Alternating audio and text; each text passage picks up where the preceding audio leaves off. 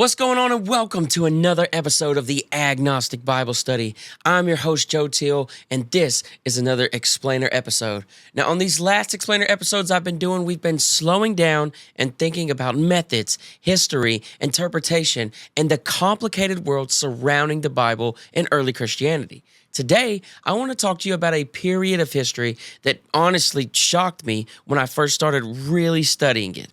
I'm talking about the years after the New Testament begins taking shape, roughly after the book of Acts, into the first few centuries of Christianity, all the way up into the 300s and early 400s AD.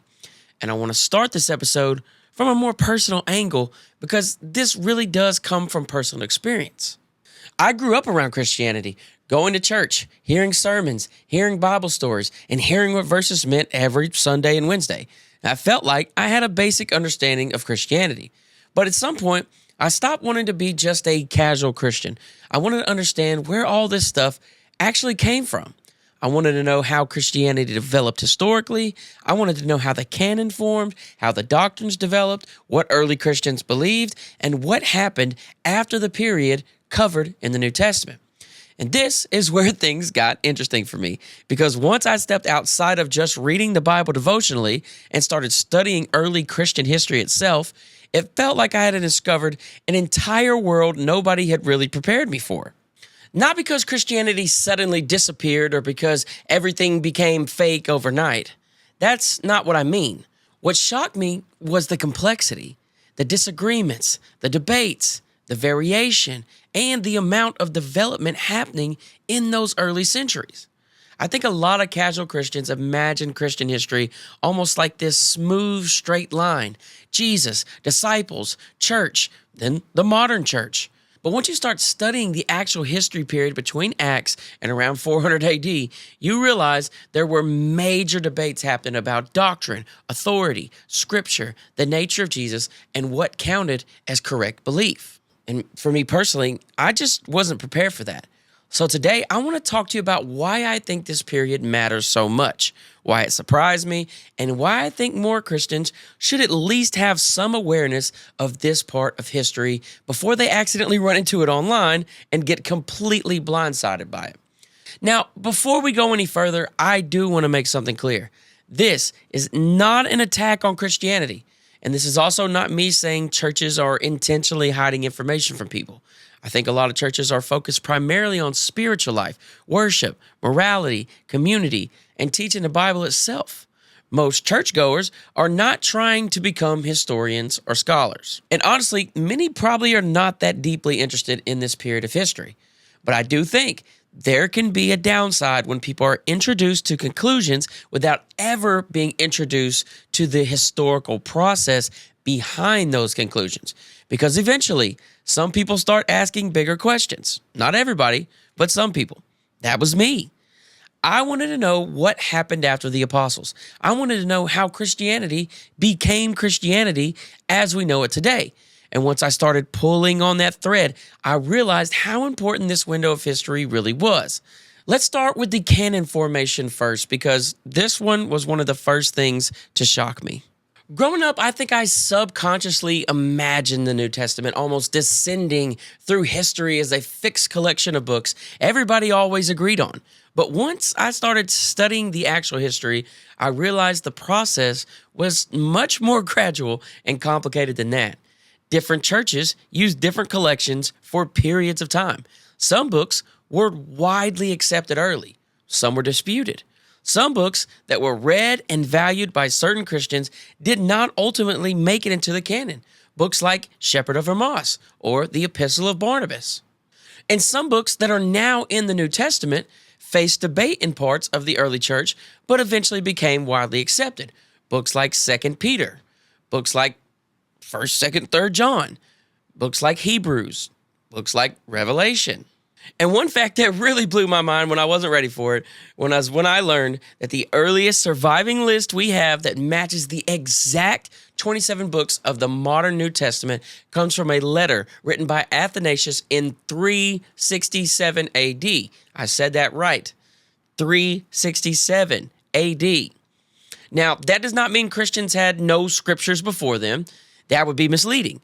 There were earlier lists, earlier collections, and many of these books had already been treated as authoritative by many Christians long before that point.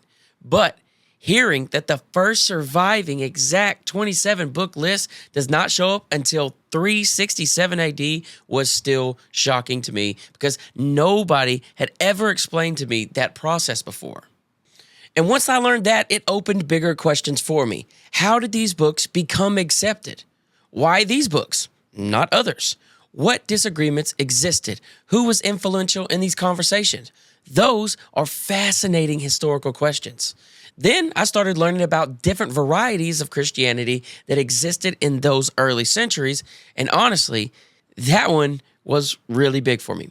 Because growing up, I think I mostly imagined early Christianity as basically one united group with a few random heretics scattered around the edges. But once again, my research made it a lot more complicated. You realize there were major competing schools of thought trying to define Christianity in very different ways.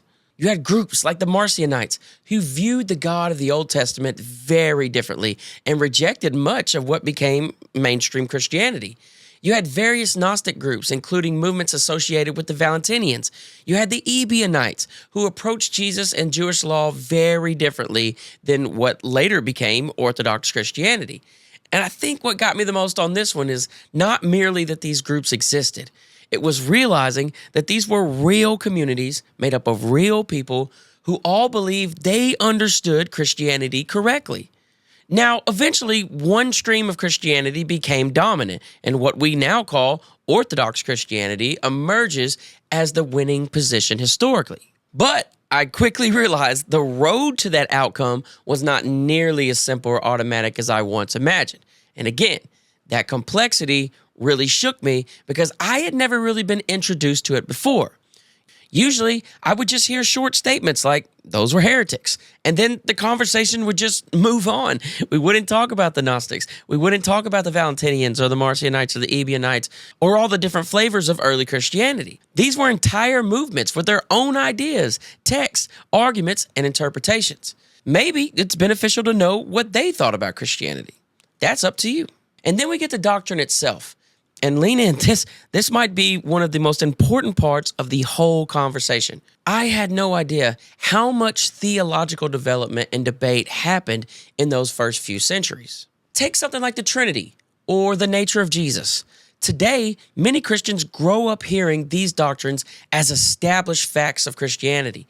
But historically, the language, definitions, and theological frameworks surrounding those doctrines developed through long debates, disagreements, councils, arguments, and philosophical discussions over time. That does not automatically mean these doctrines are false. That's not what I'm saying. That's not my point. My point is that the process itself was far more historically complicated than I realized growing up. People were debating questions like, how divine was Jesus? In what sense was he human? How should Christians understand the relationship between the Father, Son, and the Holy Spirit? What counted as acceptable belief? And who had the authority to decide? And these were not tiny side discussions. These debates shaped the future of Christianity itself. Then, eventually, Rome becomes involved in Christianity in a much larger way, and that changes the historical landscape even more. Once Christianity becomes connected to imperial power, questions about orthodoxy or heresy suddenly carry even larger consequences. And when I first started learning all this history, I remember thinking to myself, why did nobody walk me through this earlier? Not my pastor, not any mentors. Nobody ever took me the route of early Christian history. But it's not that I expected the church to become a full history class every Sunday. That wouldn't even make sense. But I do think there is something more valuable about preparing people for the complexity of early Christian history before they get smacked in the head online with it.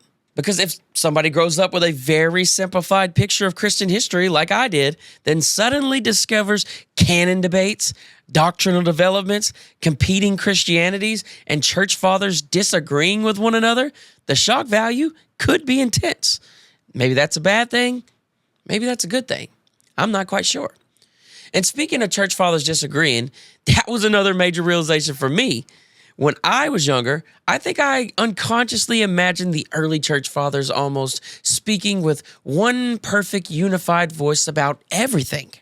But then again, quickly, I found out that they often disagreed with each other on important issues, interpreting things differently and sometimes sharply criticizing one another. Again, that doesn't make them worthless. If anything, it makes the historical picture feel more human and more real.